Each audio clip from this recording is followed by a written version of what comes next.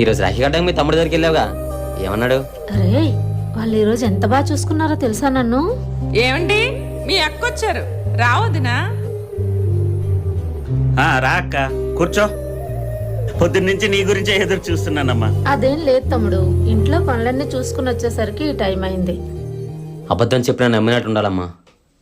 ఏం జరిగిందో చెప్పారలేదు. ఏంటో ఇలా వచ్చారు? రాఖీ పండగ కదమ్మా, తమ్ముడికి రాఖీ కడదాం. రా కూర్చో అక్క.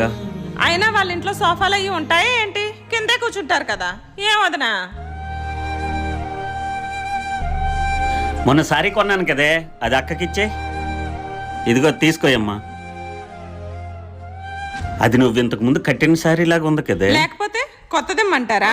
నమ్మలేని కలలు నిలిచే కనుల ముందే